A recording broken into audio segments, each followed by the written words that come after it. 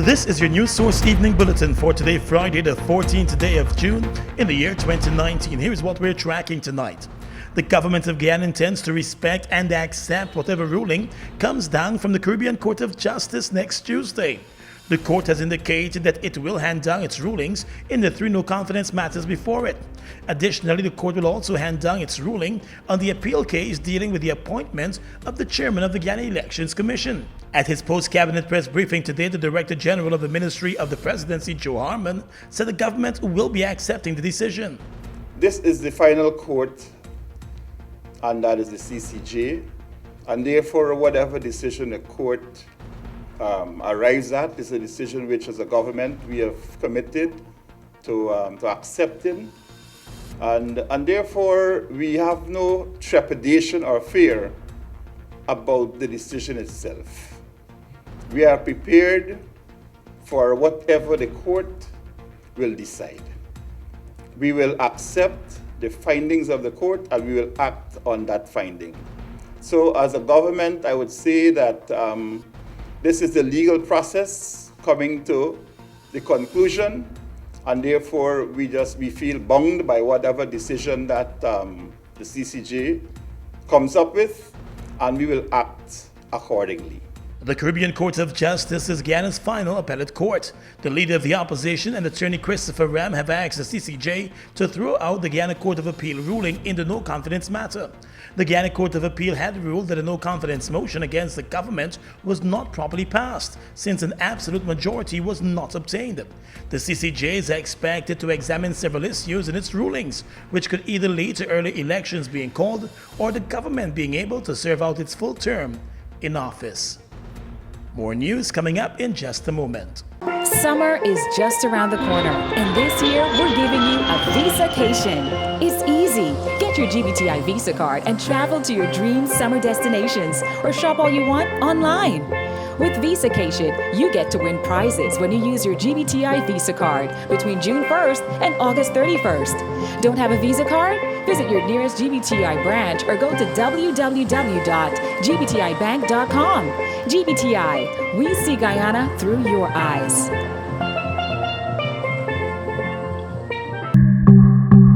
You've got this. And we've got you. With Blaze Superfast Internet. Blaze is fast, easy, reliable internet that you can trust. So celebrate, because there's always more to love with GTT.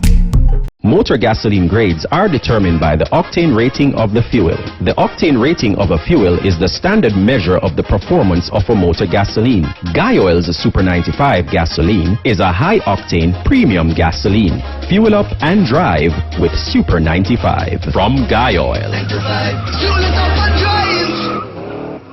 Welcome back. Some tragic news to report now. A motorcyclist became the country's latest road accident victim this afternoon in a gruesome smash-up at the corner of Regent Street and Vlasingen Road. The dead man has been identified as Mark Sawyers of Paradise Housing Scheme. Friends have described him as a dirt bike fanatic. The motorcyclist had a pillion rider with him at the time of the smash-up, but up to news time that person was still hospitalized. Eyewitnesses said the motorcyclist was speeding along Vlasingen Road in the northern direction when he slammed into the minibus that was turning onto Regent Street from Vlasingen Road. The impact of the crash split the motorcyclist's body in two, and one of his arms was completely severed and ended up in the minibus. The bus had just 4 passengers along with the driver and the conductor. None of them was injured, but the visibly shaken driver Mark Pancham said the speeding bike must have been going at over 100 miles per hour. You could understand how I feel. So now I was going to about 20 to 30 miles per hour, and I was coming 100, 120 and slamming into me. And now I got to be the one who got to face the music, knowing that I ain't wrong at all. It's not like we're saying in mood to say anything else. Police investigators were forced to close off the busy intersection as curious onlookers rushed down to the scene. An investigation is ongoing this evening. Turning now to that Cadre's poll, cost of living and unemployment are the two major issues of concern to Guyanese.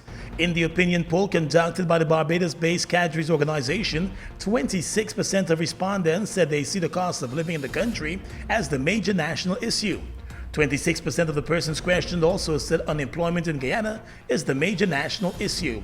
The economy came in third at 14%, with 6% of the respondents saying that healthcare, crime, and housing were the major issue of concern for them. Only 5% of those polled said that they see leadership as a major concern, with 4% telling the pollster that land and social issues were the concern for them. Only 3% of respondents saw roads as a major national issue. The pollster in a summary said the findings do not mean that the majority of people are unemployed, but rather they are concerned about unemployment. In regards to whether Guyana is on the right track, 41% of the persons polled said they believe the country is on the right track. However, 31% said the country is on the wrong track. 24% of the respondents said they were unsure and did not want to say. When the 1,080 persons were asked if they think their family will be better off in the next 5 years, 51% of them said they think their families will be better off, with 10% saying that they believe their families will be worse off. 18% of the persons polled said they believe that they will see no change in the situation being faced by their families. Still with politics, in that Cadre's poll it has been revealed that among supporters of the APNU-AFC coalition, Prime Minister Moses Nagamutu is the preferred choice to be the prime ministerial candidate for the next elections for the coalition.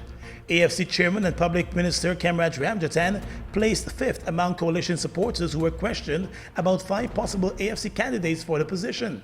Mr. Ramjatan is the only party member who has publicly stated his interest in being the prime ministerial candidate.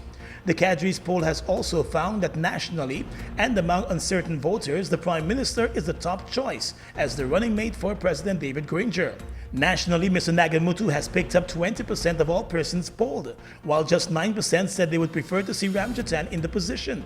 AFC Vice Chairperson Cathy Hughes is also locked in at 9% nationally, although she has not indicated any interest in being the prime ministerial candidate.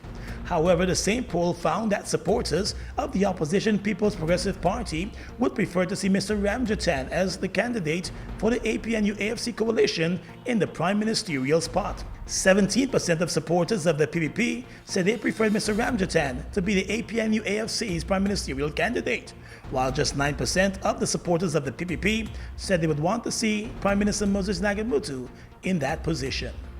In the courts right now, a 38-year-old domestic worker who was fingered in a $5.1 million jewelry heist from her workplace has been charged. The woman, Sarani Singh, appeared in court today and was granted bail in the sum of $250,000 for the larceny charge.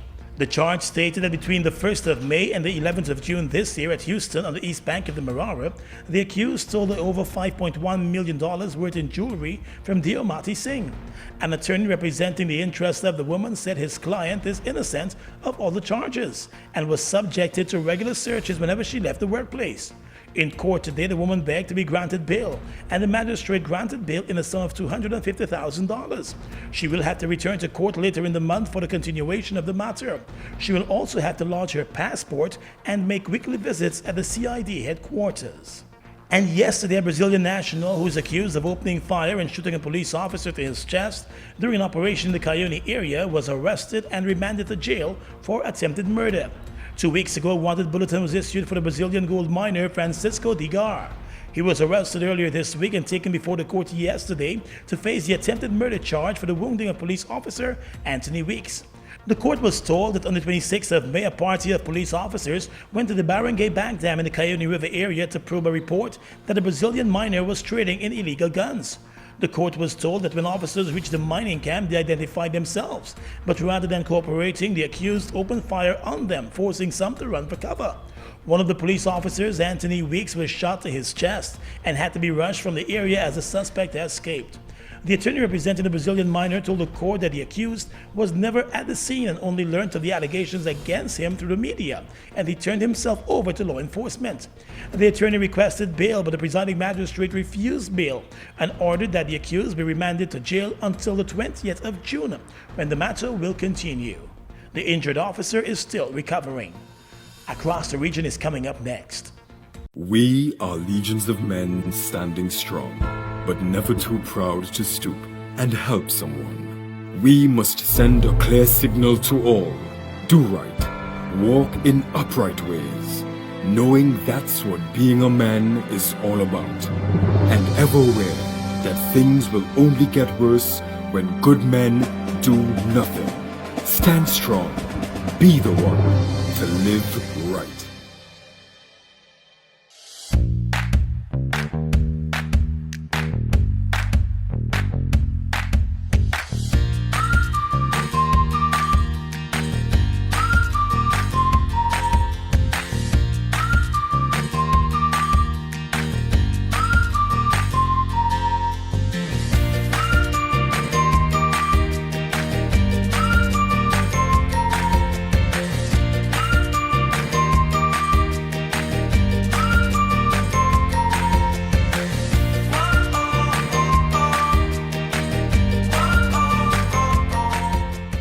Falls, a trademark of China's Zhanghao Incorporated, located at Land of Cane in East Bank, Demerara, was incorporated in April of 2013 with over $10 billion Guyana invested in a state-of-the-art 100,000 barrel fuel storage facility, a modern service station, an office complex, and a modern wharf that can berth international vessels. Having no association with any other fuel company, Falls imports its own fuel, which meets quality specifications, has all the legal permits, and is in compliance with international requirements.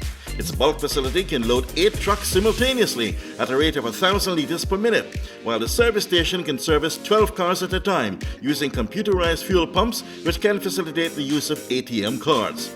Through its professional team of mostly Guyanese, Falls wholesales and retails fuels to the public, including farmers and miners, and will continue to positively contribute to Guyana by providing quality products, service, and attractive prices. Try Falls today for all your fuel needs. Across the region right now, last evening a large protest erupted outside the Queen's Park Oval in Port of Spain, Trinidad and Tobago, triggering a police response.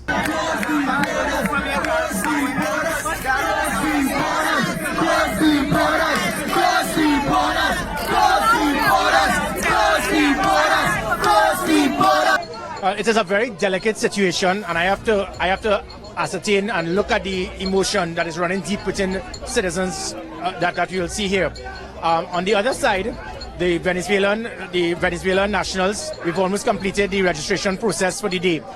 Yes, we do have the Guard and Emergency Branch and other police officers here, but what it is that we are having them there is just to ensure that there is no degree of violence. The Trinidad and Tobago Police Service, we have a role to do, we have a job. There's a lot of emotion, as I said, that is running here. Scores of Trinidadians gathered in protest against the Venezuelan migrants who have been flooding the neighboring Twin Island Republic. The Trinidadians are calling for the government to close the borders and keep the Venezuelans out.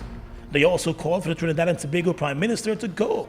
It is estimated that there are now more than 100,000 Venezuelan migrants in Trinidad and Tobago.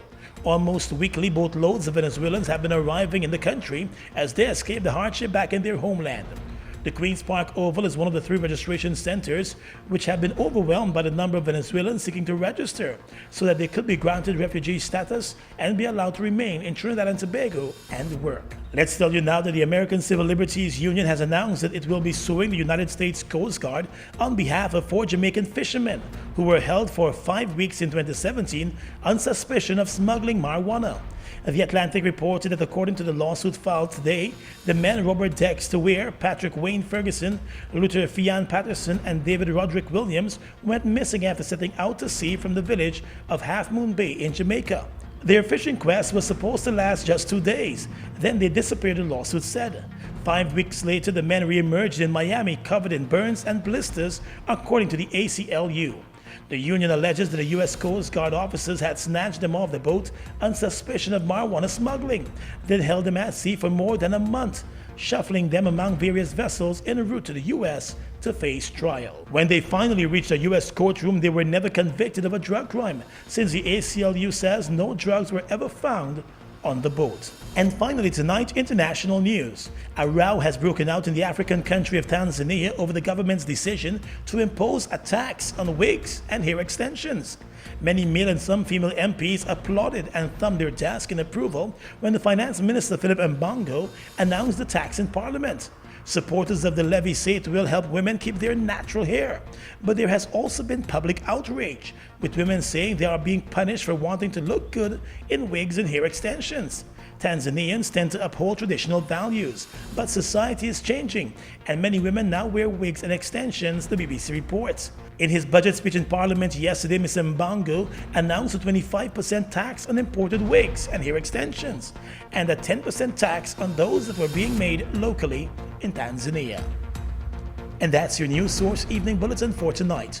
I'm Gordon Mosley reporting and wishing you a good weekend.